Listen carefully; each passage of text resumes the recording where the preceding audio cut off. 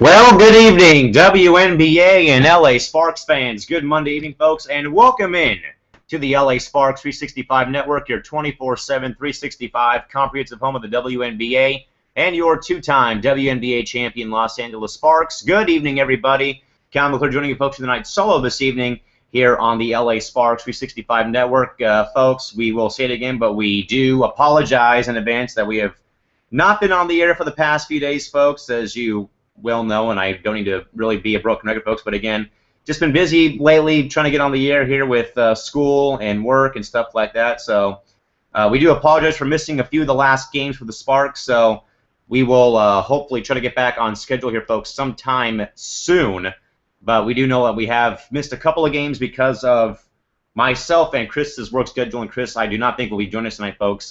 If you folks have not heard that, Chris is been promoted at his job site at Goodwill to a new location, and his work hours have basically shifted on him in a hurry. So he is going to be hit and miss now on the weekdays, at least, when we're here. But, folks, abbreviated 30 minutes tonight, and this will be the only show this evening, folks, as I have more work to do after this show here to get ready for my radio show tomorrow at 6 p.m. here in San Diego, and more baseball this week and everything else included, folks. So it's just more things thrown onto my plate here, folks, at Studio 171 in San Diego. But, folks, we do hope that you guys up there had a safe and fun 4th of July weekend.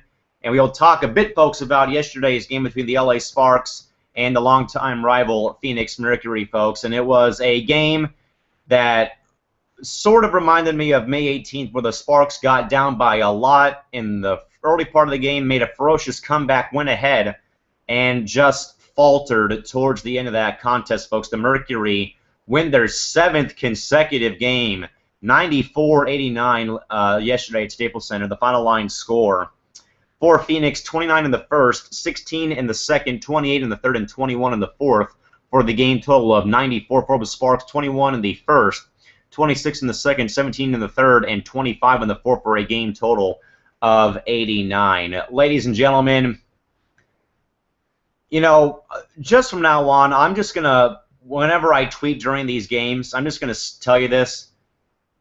Take some blood pressure medication and just hang on to your seat, because these games lately with the Mercury and Sparks, since Game 3 of the Western Conference Finals tomorrow, or last year, they have been nail-biters. They have been phenomenal games, and they just been to the point where your blood pressure skyrockets every game, folks. But the turning point of the contest is a crucial Sparks turnover late in the game, down 1, and no one else, nobody better, nobody does it better than the White Mamba herself, Dirty Diana Taurasi, the game-winning dagger three-pointer in the waning few minutes of the game that put this game out of reach for the Sparks in yesterday's loss. The Sparks, though, played great, folks, but again, just another slow start for the Sparks, which has been their death sentence in a few games this year. Now, we know that the Sparks have had leads in other games, but just have failed to close out, which remains a big problem, folks. But in this case, it's getting down by a lot early, rallying back, but again, still not being able to close the gap and close out the game, folks. The final line stats here for Phoenix in the game yesterday: Penny Taylor, 17 points. Candice Dupree had 15, as did Brittany Griner, who also, folks, like normal, became the fifth player actually, to dunk in WNBA history yesterday. She dunked as well. And, of course, Diana Taurasi, 32 points. And Dewana Bonner, 11 points. And off the bench, Aaron Phillips and Misty Bass only had 2. And Anita Jacobson-Zagota with no points in 5 minutes played in that contest. Not playing in the game was Tiffany Bias and Shea Murphy, coach decision. And Elena Coburn, not with the team, on the currently is suspended by the Mercury. To the Sparks, Candace Parker, 27 points on a 11 of 20 shooting day for the MVP. Christy Tolliver, phenomenal game for KT, 5 of 6 from the three-point line. The Sparks shot their best game, folks, from the three-point line. 70% from in the game for the Sparks shooting three-pointers, including 2 by Candace Parker, including 1 over the 6'8" Brittany Griner in that contest on Sunday. So Parker 27, Tolliver 26, and after that it's a bit of a drop-off. Nneka Ogwumike 14 points. Jantel Lavender had 8 points in the contest. Elena Beard 4 points. Arminty Harrington 2 points. Actually, no points in the contest. Not even a steal either for Minty, so a bit of an update for her. Sandrine Gruda had 2, and Lindsay Harding with 8 off the bench. And for the Sparks, Faria Abdi, Candace Wiggins, and Nneka Ogwumike did not play in the contest. The final arena stats and scoring summary: 8 different lead changes, and 5 times the teams were tied. No technical fouls, no inactive players. The arena stats: the game was at the Staples Center in downtown LA. The referees were Michael Price, Kurt Walker, and Cameron Inouye. Attendance 8,064 in a game that took 2 hours and 1 minute to play.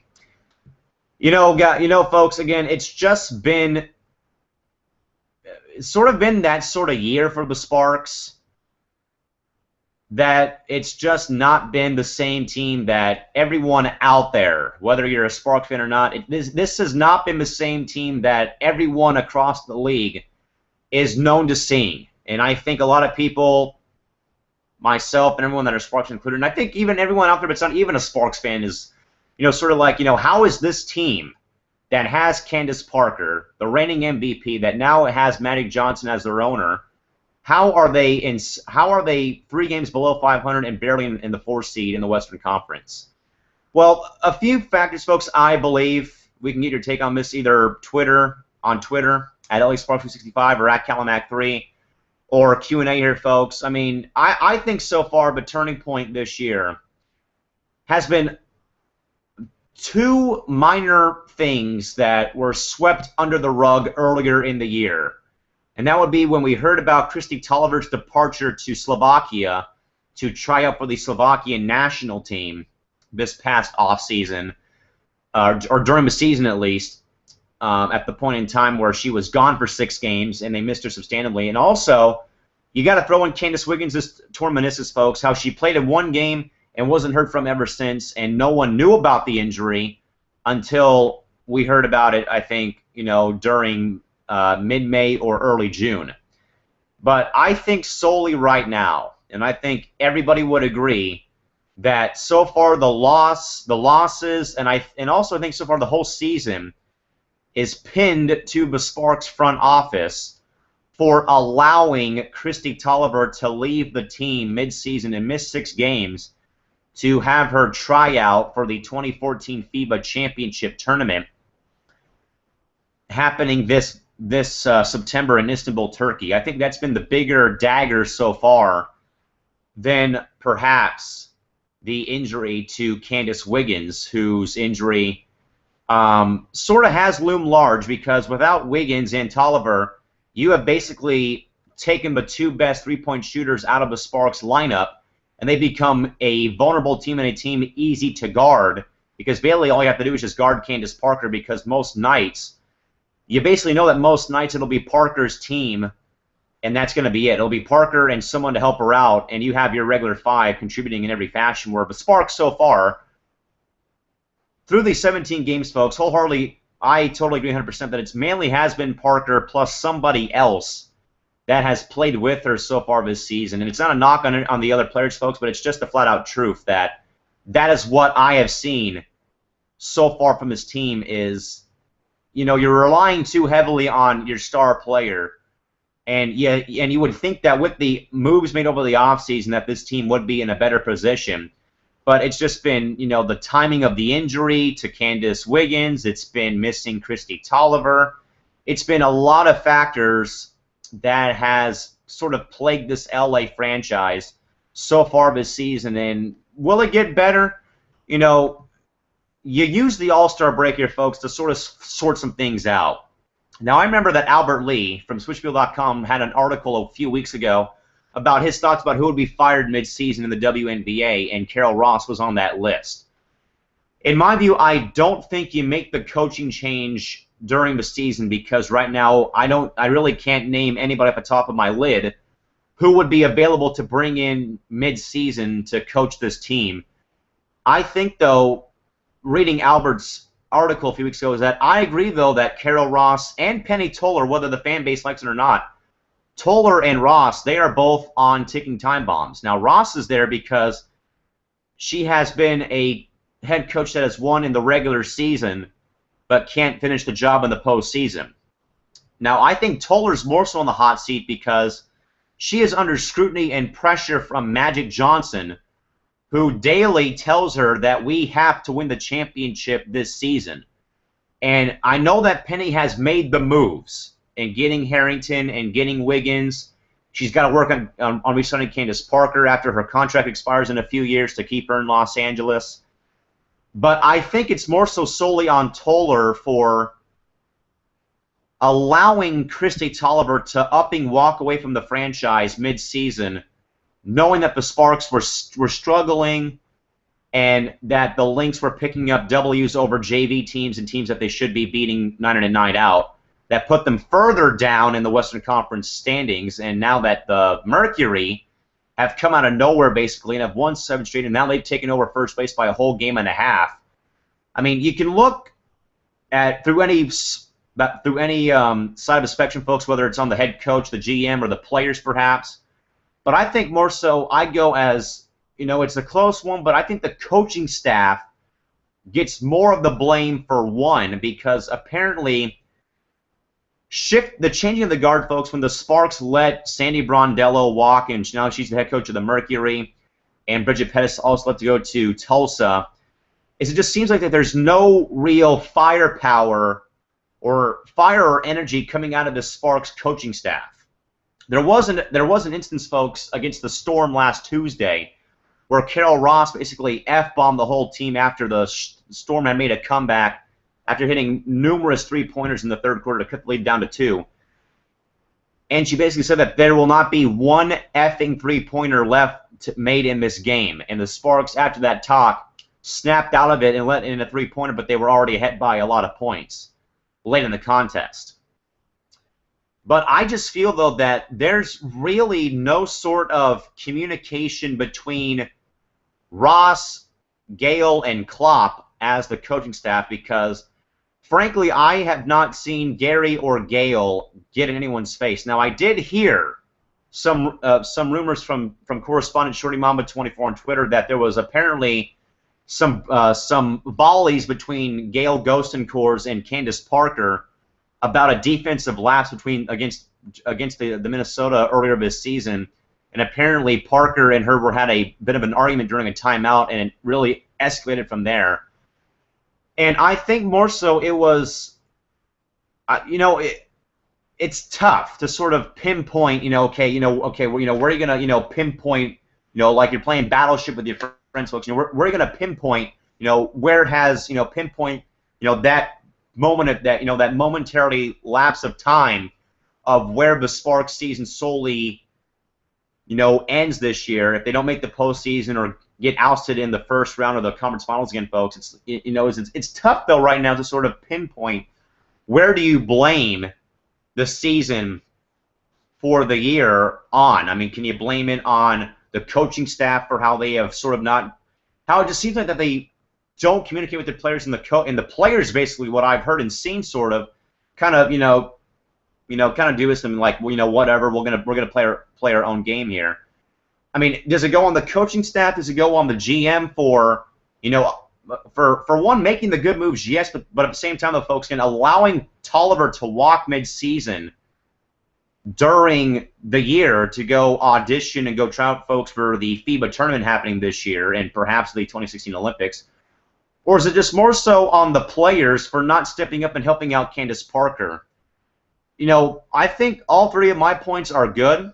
We'll take your guys' input on Twitter or in the or in our either on Twitter, our email address, or live Q&A here, folks. But again, you guys can hit us up on Twitter, at Callamac3 or at LASparks365, or you guys can also email the program LASparks365@yahoo.com, or click on the black box right down here and tell us, where do you sort of pinpoint the season right now? Is it on the coaching staffs? Is it on the coaching staff for their sort of coaching philosophy? Is it on Penny Toller for allowing Toliver to walk mid-season? Or is it more so on the players for not helping out Candace Parker play?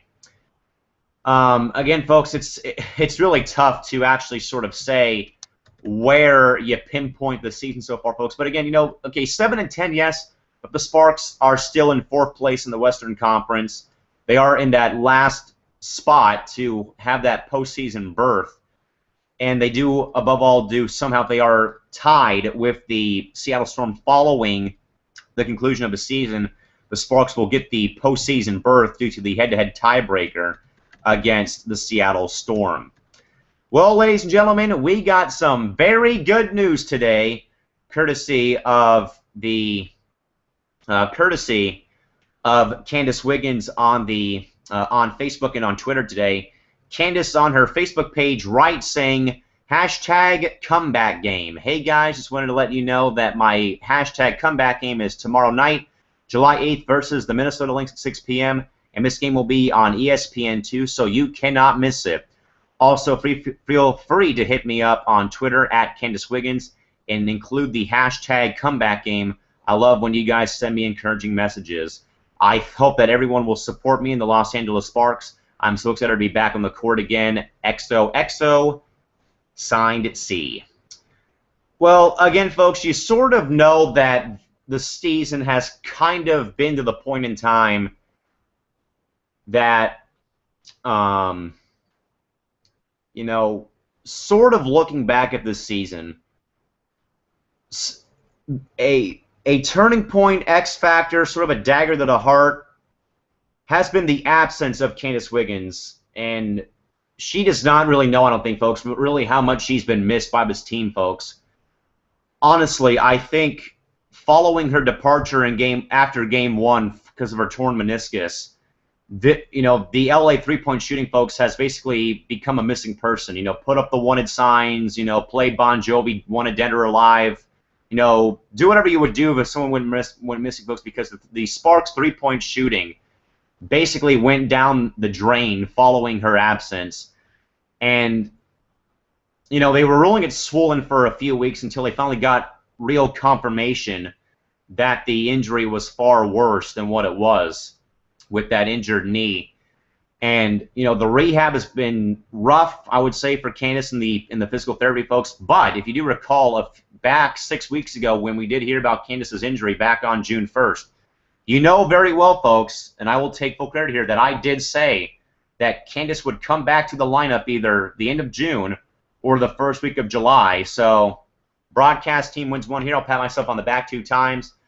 But other than me getting brownie points here for my correct prediction here, is her impact now on the team goes to the roof of my house. Okay, her energy level, her defense above all, and her three-point shooting, I think, turns around this LA team. Now, it's going to be tough, though, to do so tomorrow, playing her former team and the defending WNBA champion Minnesota Lynx, who, folks, have not really have been the same team that we sort of know and love very well. The Lynx folks have sort of had a downward spiral. They have lost one game, yes, but in their last 10, they are an even 5-5, and they have faltered from first place to 13-6, and for the first time in a few years, they have gone to number 2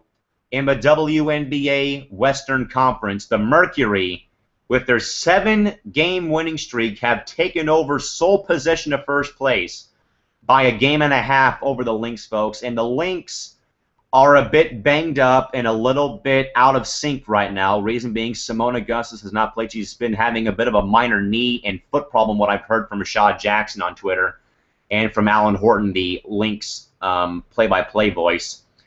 And you know what? This might be your chance. Now, the Sparks have not played well historically in Minnesota of recent memory. And, of course, folks, well, what I have said as well at this point in time has also been the long-standing Sparks ESPN2 curse. The Sparks, folks, I believe, in quite some time, I want to say at least through last season, someone may have to send me a stat here, but I do not recall the Sparks in the past 2 seasons, this year or last year, winning a single game on ESPN2. So you have that playing as well, that the Sparks don't seem to play well on the national stage, and above all, too, in a building that a lot of teams have had problems winning in, and that is the Target Center in Minneapolis. And also, folks, it's the start of a lengthy 4-game East Coast road trip.